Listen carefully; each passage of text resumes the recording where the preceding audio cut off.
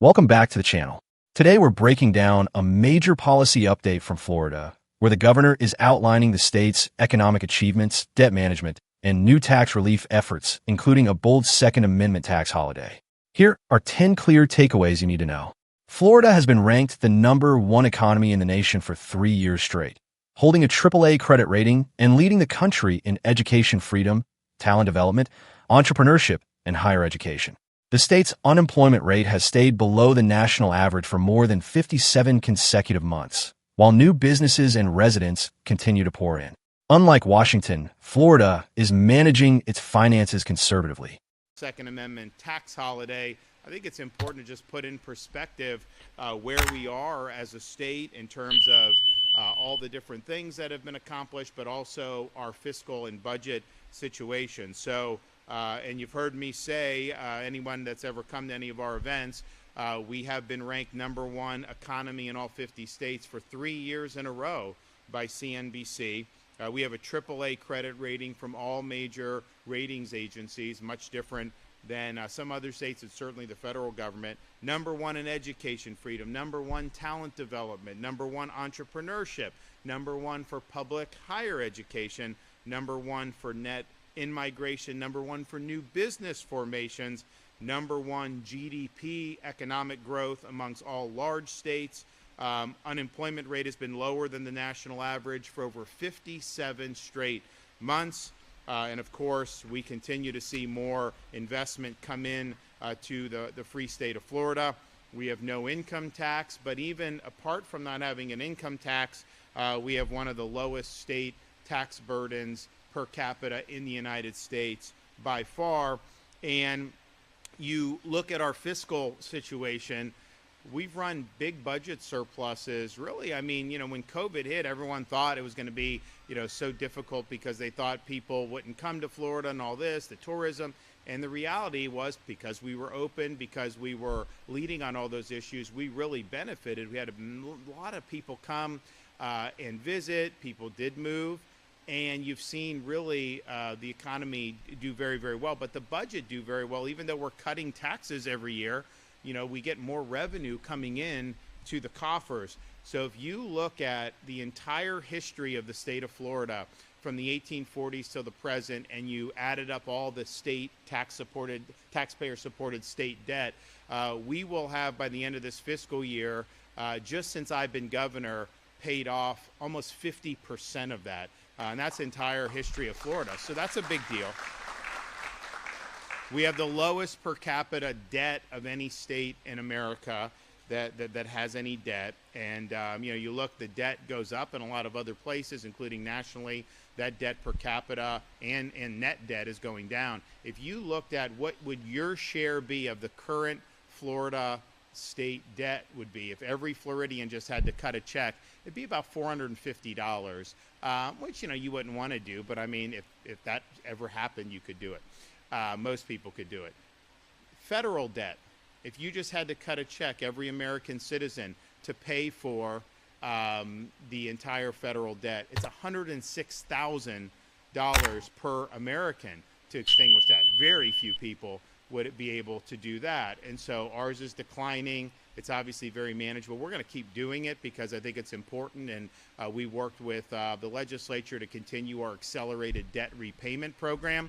They can get these bonds on the open market, buy them for a discount, retire them. And so you're saving money on interest costs by retiring the debt early.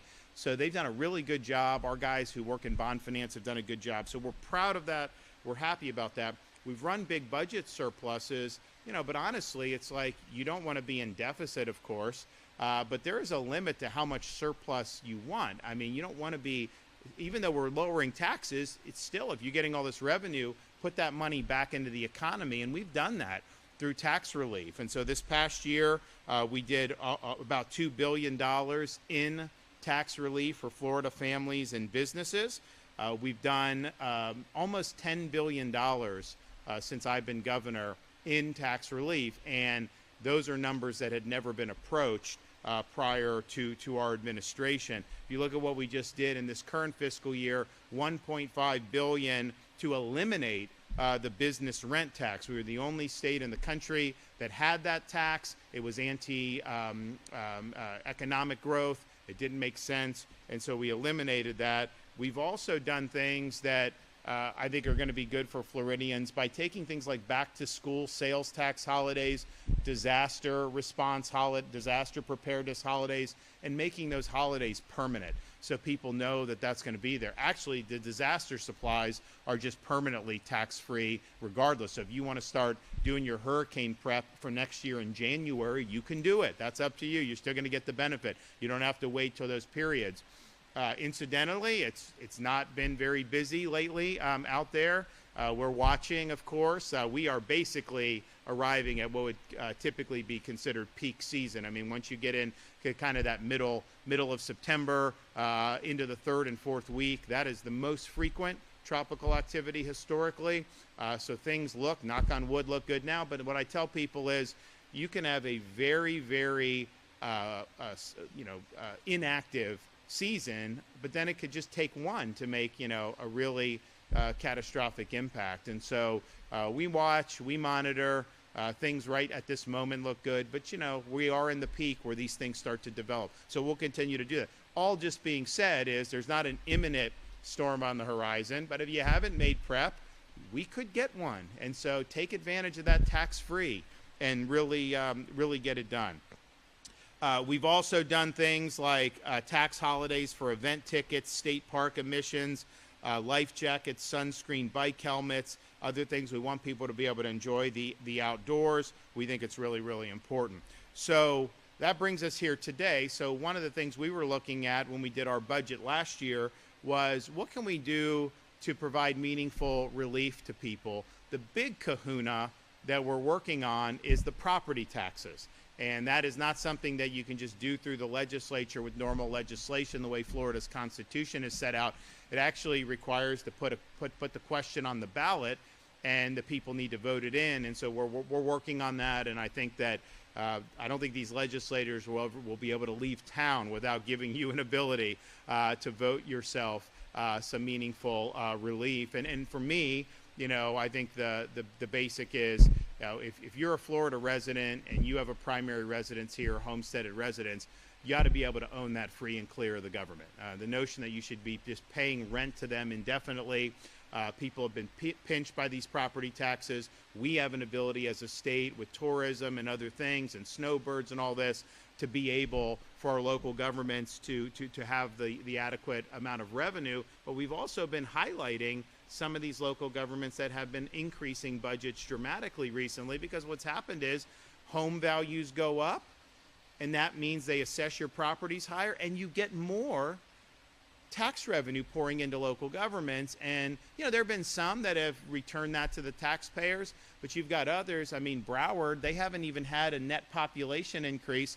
Their budget's up like 60% in the last 4 years. And so the question is, do you need that type of increase, or would it be better to give the property tax relief? So that is ultimately, I think, what people want. I think it's the best way for us as elected officials to help facilitate meaningful relief for people. We've lived through a really tough period of inflation, prices at the grocery store, all these other things. As states, certainly, we can't control the overall economic situation in terms of prices nationally. We're affected by that. The one thing that we can control is the tax. And so if we can do this, I think that's going to be a breath of fresh air, a sigh of relief for so many people. So stay tuned. We're going to push for that. So that's the big kahuna. But then we're looking, okay, how else can we make a difference? It's good to not have an income tax. When you don't have an income tax, you can't just propose a rate cut, right? Because there's nothing to cut. It's done. So where can you do to make a difference? And one of the things that we wanted to do was show our commitment to folks who believe in the Second Amendment, who believe in exercising those constitutional rights, as well as our new constitutional protections for fishing and hunting that the voters enacted last year in the 2024 election. The governor reports that nearly half of all state-supported debt since the 1840s has been paid off during his tenure, giving Florida the lowest per capita debt among states with outstanding obligations. For perspective, each Florida family's share of state debt is around $450, compared to $106,000 per American when it comes to federal debt. Despite cutting taxes every year, Florida continues to run strong budget surpluses thanks to tourism and migration. Since taking office, the administration has delivered almost $10 billion in tax relief. This includes eliminating the business rent tax, the only one of its kind in the nation, and making tax-free holidays permanent for disaster preparedness, school supplies, and other essential items. Families are also benefiting from tax breaks on recreational costs like event tickets, state park admissions, sunscreen, life jackets, and more. The governor is now pushing for property tax relief, which requires a constitutional amendment and voter approval.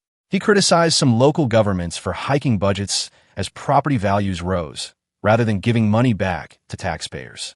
This initiative could offer significant relief to Florida residents who are struggling with higher costs due to inflation and rising property assessments. Looking beyond property taxes, Florida is rolling out a new Second Amendment tax holiday. This move is designed to support firearm owners, hunters, and outdoor enthusiasts, while reinforcing constitutional protections for hunting and fishing. It's part of a broader effort to respect individual rights while putting money back into the hands of Floridians. If you find these updates insightful and want to stay on top of major policy changes shaping our states and communities, make sure to hit that subscribe button right now. Florida's story is one of growth, discipline, and taxpayer-focused policies. From reducing debt and expanding tax relief to introducing the Second Amendment tax holiday, these measures reflect a state determined to strengthen both its economy and its citizens' freedoms. Stay tuned, because the next chapter in Florida's economic strategy could have nationwide implications.